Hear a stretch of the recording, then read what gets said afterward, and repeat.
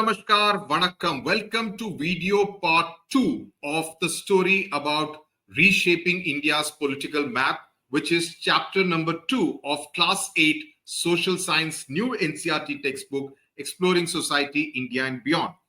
In the first chapter, in the first video, I hope you already understood whatever I taught about the Delhi Sultanate, right? The Alauddin Khilji, the Muhammad bin Tughlaq, the transfer from Delhi to Daulatabad and back, etc., etc. Now we are getting into yet another powerful empire in the southern part of India, which is the Vijayanagara Empire. That's what we are going to study in this video number 2 of this particular chapter. Now, how did the Vijayanagara Empire essentially come up? It came up because the Delhi Sultanate started to weaken. Okay. And at that time, there were two governors. One of them was Harihara. The other person's name was Bukka. They were former governors under Muhammad bin Tughlaq. Quite interesting that they were governors under Muhammad bin Tughlaq, but they decided to revolt against Muhammad bin Tughlaq. And they said, we are going to establish an independent kingdom in the southern part of India. And their capital was established in Hampi, which is in Karnataka. Now, you may wonder where exactly is Hampi. Students from Karnataka, raise your hands and say you are from Karnataka. Proud Kannadigas. Now, where exactly is Hampi? A fascinating place where everyone should go. It is near Bellary, which is a place where a lot of iron ore is found. I've traveled to Bellary quite often. Bellary, Raichur, and that's where Hampi is located. You need to have a lot of time to explore Hampi. There's a lot to see out there. And incidentally, many of the things you would have seen photographs of as far as Hampi is concerned, including the chariot, right? Which is, I think, on the 50 rupee note on the back side, right? If I am correct, I hope I am correct. Now, as far as the rivalries were concerned, a major rival to the northern part of Hampi, of the Vijayanagara Empire, was the Bahmani Sultanate. Okay, now where exactly was this Bahmani? See, I'm just going to draw a very rough map of India. Sorry. This is not okay. My drawing is so bad. Okay, like this. If you go like this, Hampi is somewhere here. See, this is Karnataka. This is Kerala, modern day Kerala.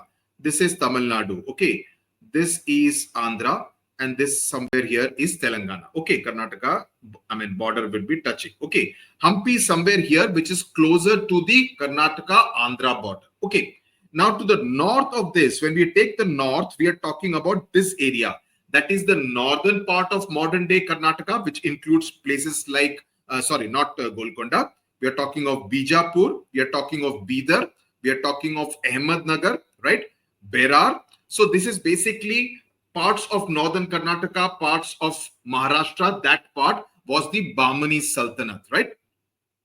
So Vijayanagara Empire had to fight battles with Bijapur, with Golconda. Golconda is in Hyderabad.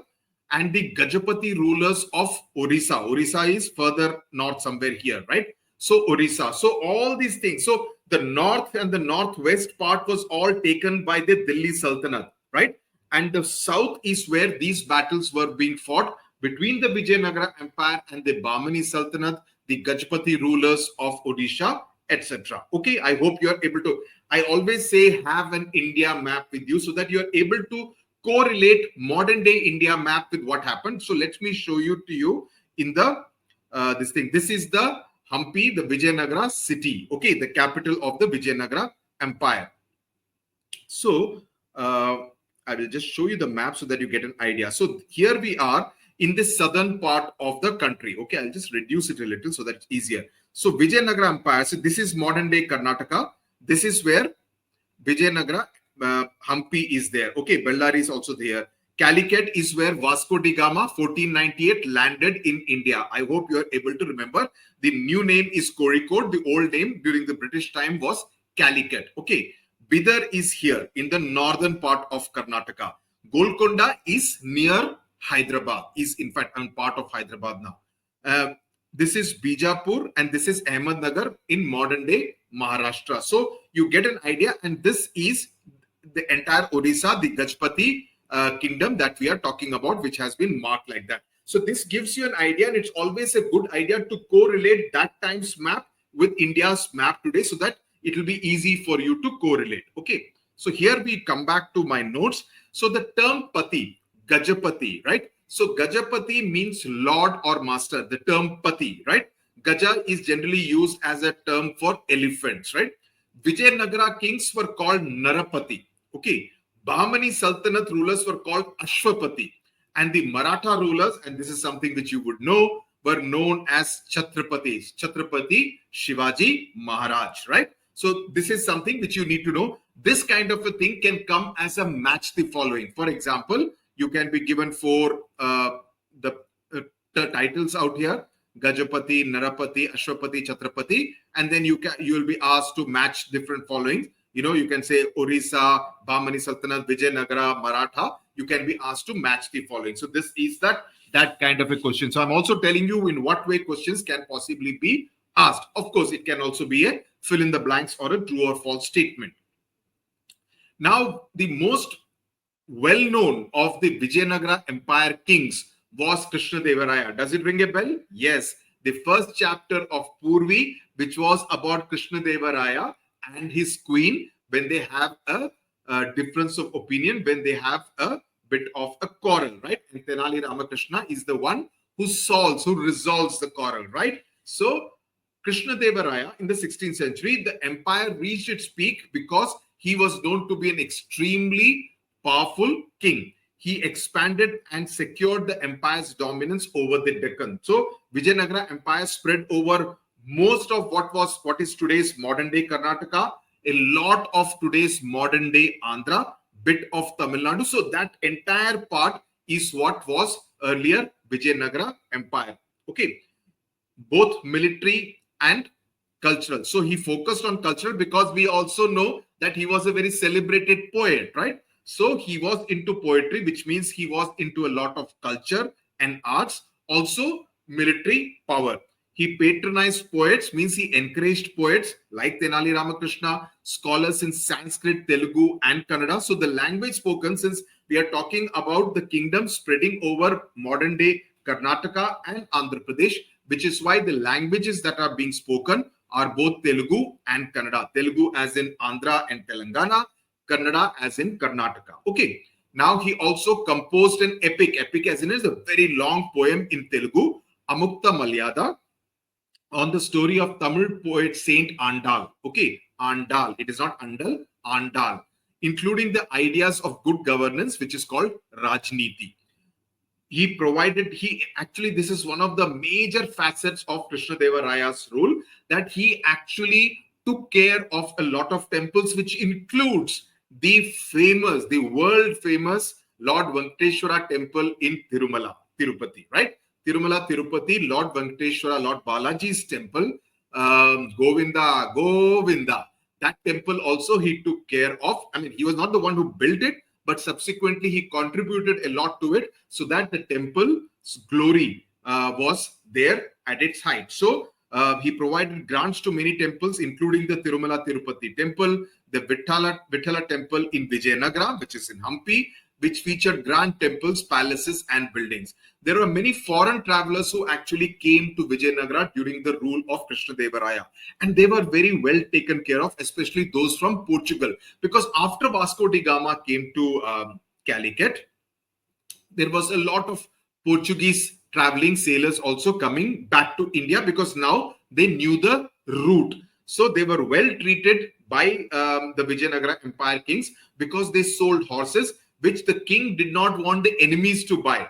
So that the enemies did not get the horses, he would buy all the horses. So there is this person called Domingo Pace who described the capital city, the Vijayanagara, which is modern day Hampi, as large as Rome. So you can imagine the splendor, okay, of Vijayanagara, and very beautiful, with lots of gardens. Groves means gardens. Okay, this is almost like synonyms.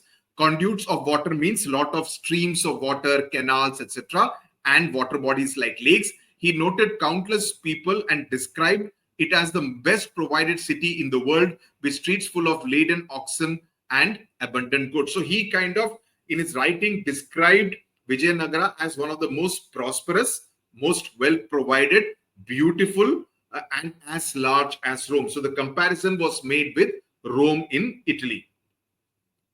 But subsequently, the empire declined. How did it decline? Because Krishnadeva Raya died of illness in 1529, of course, after winning many wars and spreading the impact, the extent of the Vijayanagara Empire. In 1565, the Deccan Sultanates, they came together, formed a coalition. Coalition means coming together and forming a group, and they defeated the Vijayanagara forces, which was then led by Ramaraya, who was the son-in-law of Krishnadeva Raya. Okay, and that battle was fought in a place called Talikota. Okay, the city was ransacked. This should be actually ransacked, not sacked. Sorry, was ransacked over many. That means they came and looted Vijayanagara because, as Domingo Pais said, it was a very prosperous city. Shops, buildings, palaces, temples destroyed. Lot of damage was done to those the culture and the prosperity of Vijayanagara, and many of the civilians were killed. Okay, and the Vijayanagara Empire broke up into smaller regions, and each one of them were ruled by smaller Nayakas. Nayakas were not kings, but they ruled over a smaller area, right? They were the former military governors of the Vijayanagara Empire, and the Vijayanagara Empire came to an end in the middle of the 17th century. Okay, so this is as far as the Vijayanagara Empire is concerned. So I want you to just go and have a look at each one of them in case, like, the Deccan Sultanates like Bijapur, Golconda, Berar. Bijapur is in northern part of Karnataka. There is a very famous monument out there. I've been there. Golconda, of course, in Hyderabad, Berar, Ahmednagar, and Bidar. Bidar again on the border of Karnataka and Telangana. Fascinating place. You get some, fascinating Bidri work which is done in Bidar. A lot of sugarcane is grown in Bidar. They were all governors. The other name was Tarafdars. Okay, so that is something which you need to know. Then, is there anything else which I have missed out? No, all this. Rajniti is the talking about the royal policy. Then these are all the temples. The Vithala temple, look at the intricate architecture. Look at all the carvings which have been done on the pillars. So very fascinating. Can you imagine they were able to, in the 15th, 16th centuries, they were able to make these kind of pillars, such intricate amount of work. That's what makes this absolutely fascinating. Now, what is very interesting is that this is the Mahamandapa, the big hall, the great hall. And it says that when you strike the pillars, they would give out different kind of musical notes, and therefore they were known as musical pillars. This is another interesting small information which can come as a 1-mark question. Now, foreign travelers, the Domingo Pais thing, which I've already spoken about. Now, these are some of the panel from the Vithala temple. Again, you see very intricate work, elephant, camels, horses, etc. All of them being shown, lions, all of them being shown in detail. So that shows the kind of architecture, the kind of sculpture which was followed in the Vijayanagara Empire, because Krishnadeva Raya was someone who was interested in matters of poetry and culture. Okay, so you see all the things, the weapons, the animals, and what are all they doing, that all is being spoken about. And this is about the end of the Vijayanagara Empire. The next video, we will be looking at the Mughals. The Mughal Empire, starting with Babur, who came to India, and ending with Bahadur Shah Zafar in 1857, 1858. Okay, it was a long lineage of the Mughals who ruled over most parts of India. That's what we are going to talk about in the next video about the Mughals. So come back, don't miss it. You're going to enjoy it. That's a guarantee I give. Thank you very much. Tata, bye-bye. Namaskar. Share the video and subscribe to the channel.